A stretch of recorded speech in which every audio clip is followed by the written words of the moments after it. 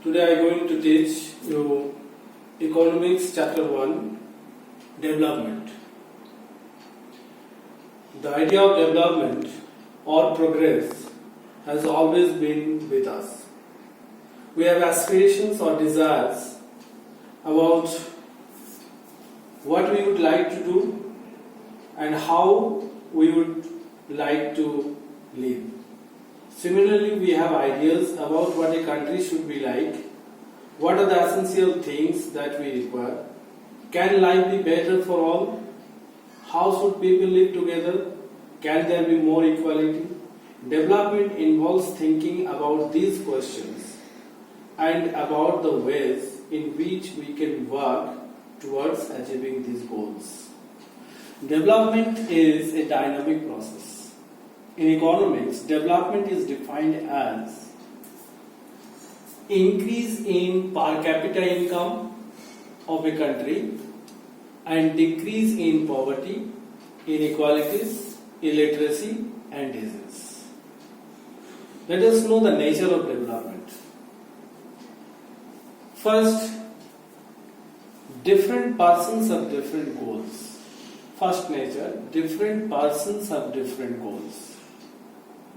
And the second is income and other goals.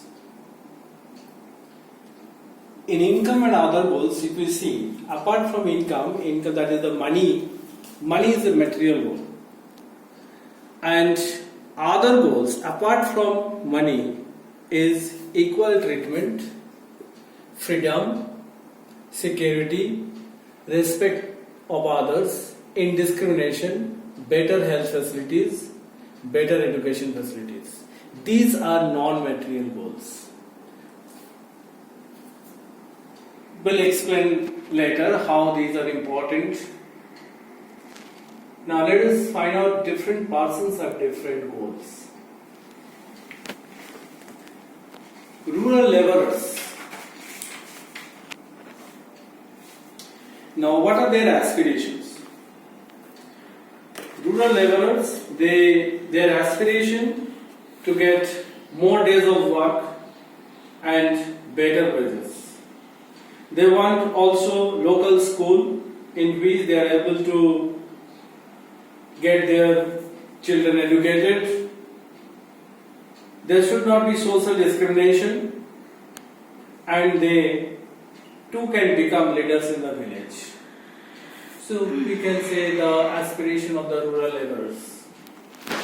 The number 2, marginal farmers. What are marginal farmers? Farmers who depend only on rain for growing crops. Their aspiration to get canal or better irrigation facilities. Their goal is to get better quality of seeds, MSP for their crops, MSP. MSP is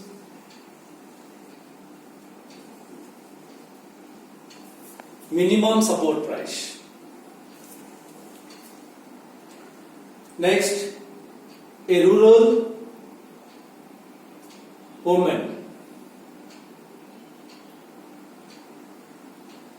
should be treated equally.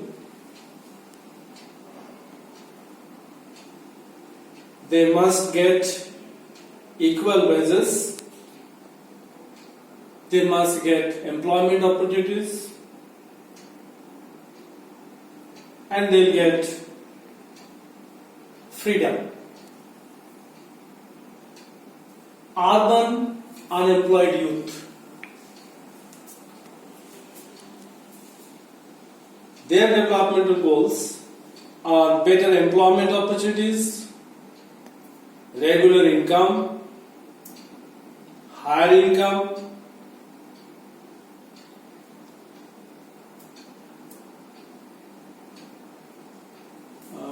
studies in abroad, and good lifestyle. Rich urban family. What is his aspiration? His aspiration is to get studies in abroad, high level of income and good lifestyle. An Adivasi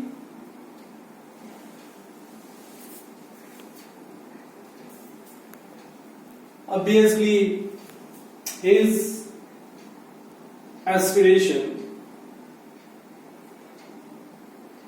is to get primary education, a way of income and regular income, employment opportunities, better life, education facilities, and indiscrimination. So what you find here, that these are the various persons, they have the different goals. So at times two persons or groups of persons may seek things which are conflicting. A girl's, for example, we can say, a girl expects as much freedom and opportunity as her brother, and that he also shares in the household work. Her brother may not like this. Similarly, to get more electricity, industrialists may want more dams, but this may submerge the land and disrupt the lives of people who are displaced, such as tribals. They might resent this and may prefer small check dams or tanks to irrigate their land. So what we find? From this we find two things are clear. Number one, different persons have different developmental goals. And number two, what may be development for one may not be development for the other. It may even be destructive for other. So from this example, what we said, that the industrial wants the check dam, whereas the tribals, they don't want. There is a conflict between the boy and a girl, brother and sister. So this way we find that different persons have different goals, and they may have the conflict goals. Next, let us go to the income and other goals. Already we have discussed that the income, that is money, is a material goal. Money is helpful, or it enables to satisfy the other objectives. But money is not only the goals of human beings. There are other goals, such as to get equal treatment, to get freedom, security, respect of others, indiscrimination, better health facilities, better education facilities. This will be clear from this example, that how the other goals are important in life. Suppose if you get a job in a far off place, before accepting it, you try to consider many factors apart from income, such as facilities for your family, working atmosphere, or opportunity to learn, that is process of development. In another case, a job may give you less pay but may offer regular employment, that is job security, that enhances your sense of security. Another job, however, may offer high pay but no job security and also leave no time for your family. This will reduce your sense of security and freedom. And now the question comes, which job you will accept? High pay with no security, high pay, money is high, but security is not there. This one, or there is a security, but money is less. So you find that the other goals are equally important along with money income. Now let us come to the national development. How will you compare different countries? That which country is more developed, which country is less developed? So there we take the income as development criterion. Income has two parts: total income and average income. Now if you take the total income to compare the countries, as one of the important attributes, we say that countries with higher income are more developed than others with less income. This is based on understanding that more income means more of all things that human beings need. But countries have different population. Comparing total income will not tell us what an average person is likely to earn. So total income cannot be the suitable method to compare the development, because it depends on the number of population. If the total income is more and population is more, but in a country the total income is less compared to the other countries where population is more, but in this country the population is less with the less total income, then it becomes difficult to compare with the total income. That high total income is not associated with the high development.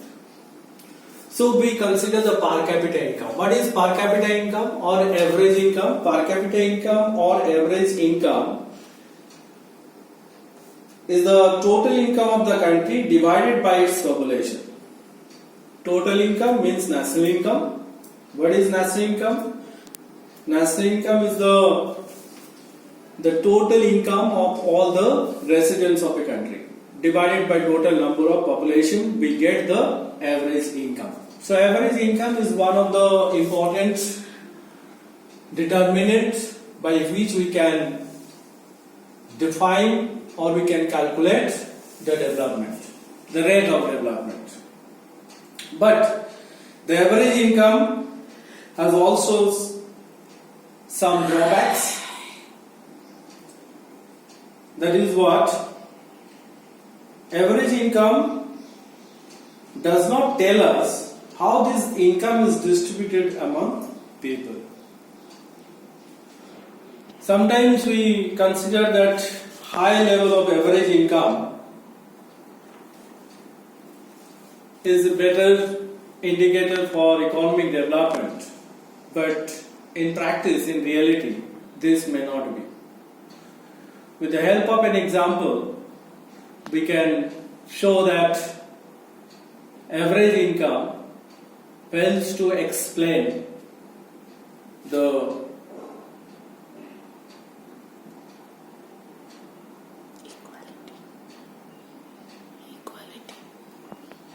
Go.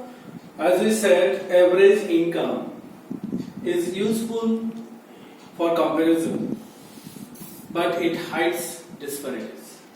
Let us take the example. Let us consider two countries, X and Y. And there are 5 citizens, A, B, C, D and E.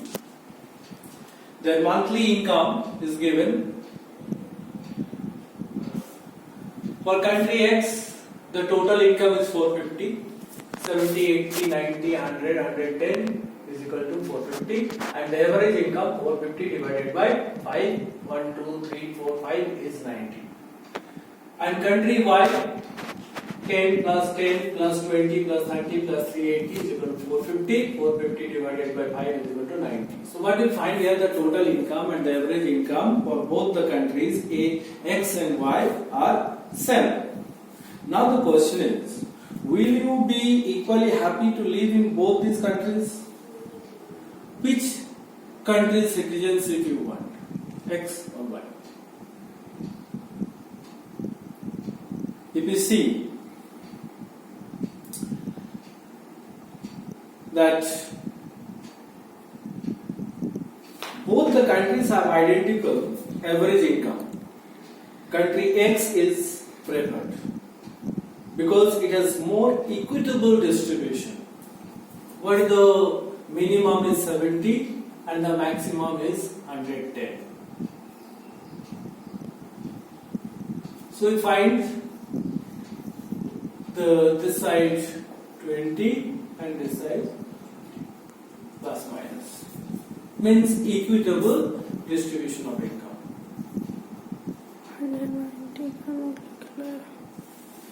On the other hand, if we see the Y country, we find the minimum is 10 and most of the people they have the income 10, 10, 20, 30 and only one person he has the highest level of income, the total income 380. So there is no equality of distribution. And that is why the average income hides disparities. So from this chapter we can have the number of questions that we can find out. Okay, that's all for the today.